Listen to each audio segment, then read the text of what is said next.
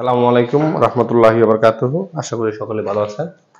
আলহামদুলিল্লাহ আমি ভালো আছি। আজকে আমরা ধারাবাহিক ক্লাসের ৪র্থ নম্বর ক্লাসে আছি, সেট এবং ফাংশন অধ্যায়ের অনুশীলনী ২.১ এর। আজকে ক্লাস হচ্ছে আপনার অনুশীলনী ২ নং প্রশ্নের ক এবং গ নম্বরের সমাধান। ইতিমধ্যে আমরা ১ নং শেষ করেছি। ২ নং হচ্ছে প্রশ্ন ছিল তালিকা পদ্ধতি থেকে গঠন পদ্ধতিতে নেওয়া। আমরা জানি সেট প্রকাশের পদ্ধতি দুইটা, এটা হচ্ছে তালিকা পদ্ধতি এবং গঠন পদ্ধতি। যে পদ্ধতিতে সেটের উপাদানগুলো সুনির্দিষ্টভাবে উল্লেখ থাকে সেটা হচ্ছে তালিকা পদ্ধতি। আমরা দুইটা গণিত লিখছি, ক এবং ছোট গ নম্বর, এবং এগুলো হচ্ছে আপনার দেখেন উপাদানগুলো সুনির্দিষ্টভাবে উল্লেখ করা আছে ৩, ৫, ৭, ৯, ১১, ৪, ৮, ৩২ এগুলো। তাই সুনির্দিষ্ট যদি থাকে উপাদান, সেটের উপাদানগুলো, তাহলে সেটা হচ্ছে তালিকা পদ্ধতিতে সেট। আর নির্দিষ্ট কিছু শর্ত, ২ বা ততোধিক শর্ত হতে পারে, এরকম থাকলে সেটা হচ্ছে গঠন পদ্ধতির সেট। এখন আমরা এই দুইটা অঙ্ক সলভ করব। প্রথমত আমরা ক নম্বর অঙ্কটা দেখব। ক নম্বর অঙ্ক সলভ করব প্রথমত। এখন ক নম্বর অঙ্কে দেখা যাচ্ছে প্রদত্ত সেট সমাধান শুরু করি। সমাধান ক সমাধান করতেছি। সমাধান ক প্রদত্ত সেট হচ্ছে 3, 5, 7, 9, 11। এখন আমরা দেখব এই সেটের উপাদানগুলো, বৈশিষ্ট্য দেখব। এই সেটের উপাদানগুলো স্বাভাবিক সংখ্যার সদস্য। স্বাভাবিক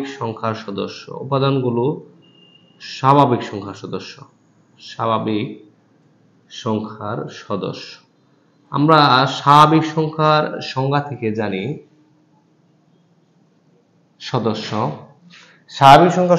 যে সকল সংখ্যা ১ এবং ১ থেকে বড় ধনাত্মক অখণ্ড সংখ্যার সেটকে স্বাভাবিক সংখ্যার সেট বলে, n দ্বারা প্রকাশ করা হয়। কিন্তু এখানে তো ১, ২, ৩, ৪, ৫ মানে ২ নাই, ১ নাই, আবার ৪ নাই, ৬ নাই, তাহলে এখানে আরো শর্ত আছে। সদস্য এই সেটের উপাদানগুলো যদি আমি নাম্বারিং করলাম তাহলে সবচেয়ে ভালো হতো। দেখি এই সেটের উপাদানগুলো ১ নম্বর হচ্ছে স্বাভাবিক সংখ্যার সদস্য। নাম্বারিং দিই তাহলে সহজ হবে। স্বাভাবিক সংখ্যার সদস্য। আচ্ছা, তারপর হচ্ছে আর কি বলতে পারি আমি, সকল স্বাভাবিক সংখ্যা না। এখানে হচ্ছে অবশ্যই কেমন স্বাভাবিক সংখ্যার সদস্য, যে সকল স্বাভাবিক সংখ্যা অবশ্যই দেখেন ৩, ৫, ৭, ৯, ১১, তাহলে এটা আমি বুঝতেছি অবশ্যই বিজোড় সংখ্যা হইতেছে স্বাভাবিক সংখ্যার সদস্য। এবং কি সংখ্যা? বিজোড় সংখ্যা। কিন্তু সকল বিজোড় সংখ্যা আসে নাই, কারণ হচ্ছে কি আপনার ১ নাই।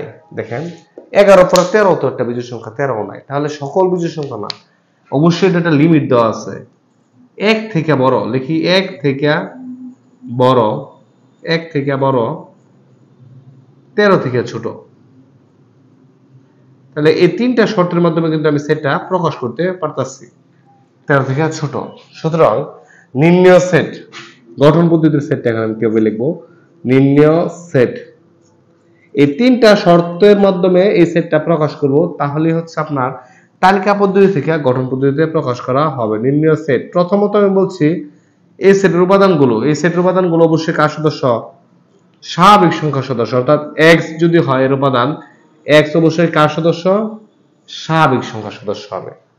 তো যেন স্বাভাবিক সংখ্যার সকল সদস্য না, বিজোড় সংখ্যাগুলো হবে। x অবশ্যই কি সংখ্যা? বিজোড় সংখ্যা। x বিজোড় সংখ্যা, কিন্তু এবং সকল বিজোড় সংখ্যা নয়। x বিজোড় সংখ্যা কিন্তু সকল বিজোড় সংখ্যা নয়। বিজোড় সংখ্যাগুলোর মধ্যে যারা ১ থেকে বড় এবং ১৩ থেকে ছোট, যারা ১ থেকে বড় ১৩ থেকে ছোট। প্লিজ একটু ক্লিয়ারলি দেখেন, অবশ্যই না বুঝলে কমেন্ট করবেন। এখানে আমি প্রথমে এই সেটটার দিকে লক্ষ্য করছি, সেটটা কি কি শর্ত হতে পারে। একটা সেট লিখলাম, তালিকা পদ্ধতির সুনির্দিষ্টভাবে মানগুলো উল্লেখ করা আছে ৩, ৫, ৭, ৯। এটা থেকে আমি বুঝছি এটা একটা স্বাভাবিক সংখ্যার সেট। কিন্তু এখানে কিন্তু আবার পূর্ণ সংখ্যার সেটও লেখা যেতে পারে, সেটাও হইতে পারে, সেটা আমি পরে দেখাচ্ছি। কারণ ৩, ৫, ৭, ৯, ১১ পূর্ণ সংখ্যার মধ্যেও আছে, সেটা আমি পরে বলবো। তারপরে আমি যে বিষয়গুলো খেয়াল করছি, বিষয়গুলো হচ্ছে সবগুলো বিজোড় সংখ্যা, কিন্তু স্বাভাবিক সংখ্যার বিজোড় সংখ্যা অনেক আছে, একটা লিমিট আছে, যেটা ৩ থেকে ১১ পর্যন্ত। তাহলে লিখছি আমি অবশ্যই ৩ থেকে বড় কিন্তু ১৩ থেকে ছোট। এখন আমরা যদি এই সেটটা সাজাইছি কিভাবে, x হচ্ছে স্বাভাবিক সংখ্যা সদস্য, x হচ্ছে বিজোড় সংখ্যা এবং x এর মান 1 থেকে বড় 13 থেকে ছোট। সেম অঙ্কটা যদি আমি ভিন্নভাবে করি, দেখেন এখানে যদি আমি স্বাভাবিক সংখ্যা না লিখি, এটা বাদ মনে করেন, এটা আনসার হয়ে গেছে। যারা যদি বুঝতে থাকেন এই পর্যন্ত ক্লিয়ার, আমি এক্সট্রা লিখতেছি, যদি কেউ বুঝেন ভালো, না বুঝলেও প্রয়োজন নাই। x বিলংস টু z মানে হচ্ছে কি, x হচ্ছে পূর্ণ সংখ্যার সদস্য। আমরা পূর্ণ সংখ্যার সেট থেকে জানি z ইকুয়াল শূন্য সহ সকল ধনাত্মক, ঋণাত্মক, অখণ্ড পূর্ণ সংখ্যাকেই পূর্ণ সংখ্যার সেট বলে। ধনাত্মক, ঋণাত্মক, অসীম সেট, প্লাসের দিকে অসীম পর্যন্ত আছে, মাইনাসের দিকে অসীম পর্যন্ত আছে এবং শূন্য সহ এরকম সেটকে পূর্ণ সংখ্যার সেট বলে। যেহেতু প্লাসের দিকে অসীম আছে, তাহলে এই সংখ্যাগুলো অবশ্যই পূর্ণ সংখ্যার মধ্যে আছে।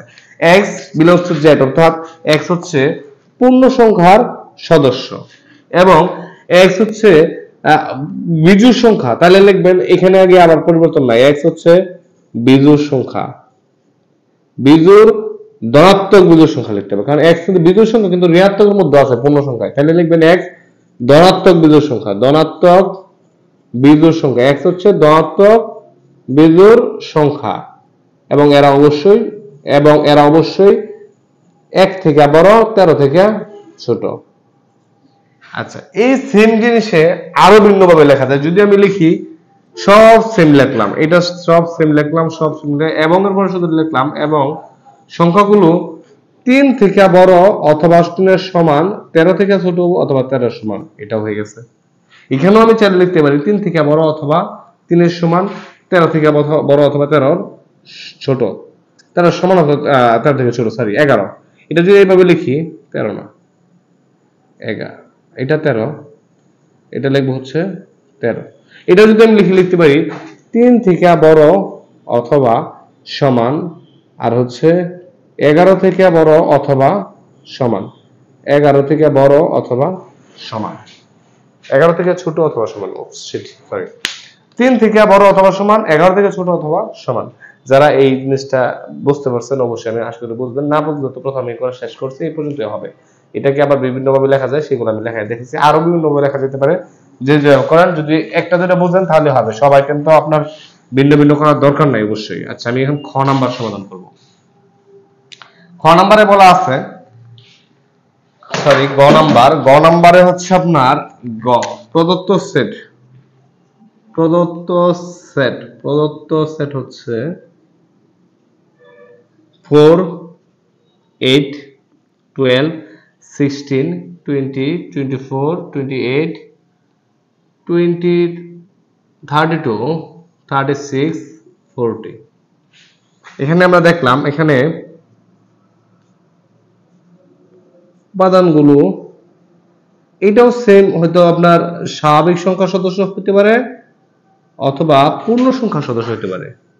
যা লেখেন পূর্ণ সংখ্যার মধ্যে এগুলো আছে, স্বাভাবিক সংখ্যার মধ্যে এগুলো আছে, তাহলে আমি স্বাভাবিক সংখ্যা লিখি। ম্যাক্সিমাম আমাদের স্বাভাবিক সংখ্যা থাকলে অবশ্যই স্বাভাবিক সংখ্যা দিয়েই করা হয়েছে। তাহলে সদস্যগুলো স্বাভাবিক সংখ্যার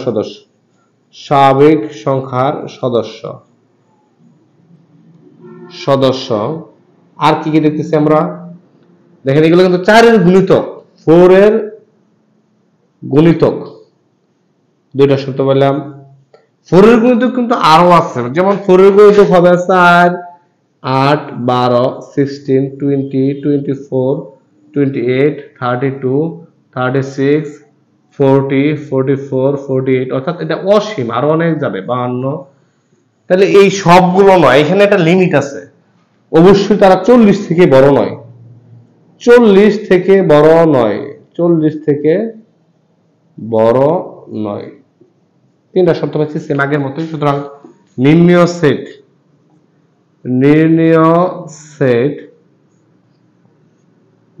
সেট হচ্ছে আপনার, নির্ণয় সেট হচ্ছে 40 থেকে, প্রথম হচ্ছে স্বাভাবিক সংখ্যার সদস্য, তাহলে x যদি হয়, x অবশ্যই স্বাভাবিক সংখ্যার সদস্য, such that যেন অবশ্যই x হবে 4 এর গুণিতক, 4 এর